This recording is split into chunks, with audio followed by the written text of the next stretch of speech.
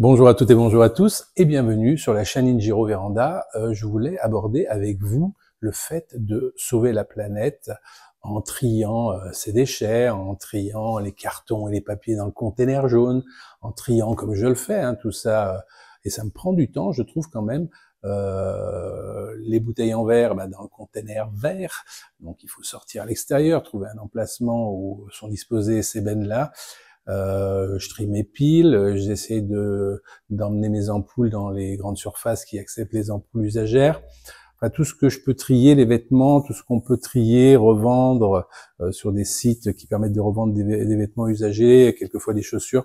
On fait en sorte de fonctionner ainsi. Vous avez des réparateurs comme le magasin Extra que j'ai présenté à Arandon qui a une participation qui vous permet plutôt de faire réparer que de changer de matériel. J'ai utilisé. Vous avez aussi le magasin Numérix qui vous préconise de plutôt réparer que de changer et de croire que l'obsolescence elle est programmée.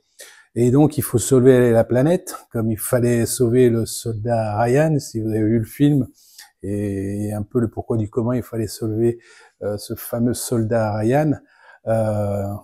C'est pas la planète qu'il faut sauver. La planète, elle va s'en sortir, elle. C'est nous qui allons avoir des problèmes. La planète, elle, sans nous, elle va refonctionner. Au contraire, elle va même peut-être redémarrer plus vite. C'est l'être humain qui génère toute cette pollution-là. C'est accablant quand on regarde de plus près la pollution des mers, la pollution quand je vais en forêt, des gens qui vont décharger illégalement. Et on trouve des choses qu'on ne devrait pas trouver. Donc, arrêtons de croire qu'il faut sauver la planète. Il faut qu'on sauve nous. Alors, pas se sauver parce que partir sur Mars, il faut faire en sorte de moins polluer.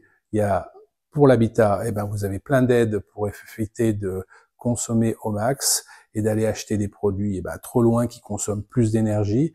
Quand ça vient de Chine, c'est des bateaux et ça consomme.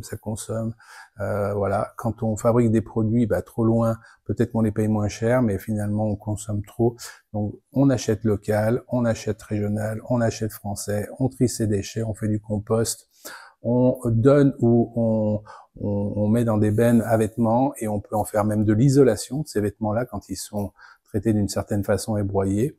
C'est quelque chose qui est efficace depuis la nuit des temps. Mais dans tous les cas de figure, la planète va s'en sortir. C'est nous qui allons souffrir si on ne fait pas quelque chose, si chacun ne fait pas quelque chose.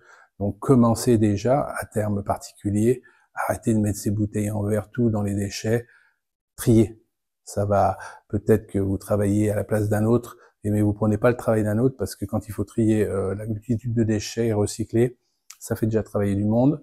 Et on se sent plus responsable. Et j'aime ajouter que il y a tous ces objets, ces produits qui peuvent être recyclés, mais on fait pas couler l'eau pendant des heures, on éteint un maximum de lumière quand on n'est pas là, on enlève les veilleuses quand on part en vacances, on économise dans tous les sens, on baisse le chauffage de 2 degrés ou 3 degrés quand on part plusieurs jours.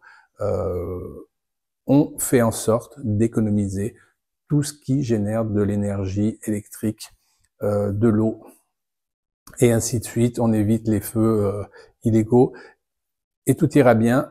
On se sauvera nous, et la planète, elle nous accueillera beaucoup plus longtemps. Je vous dis bye bye pour de nouvelles aventures. Au revoir.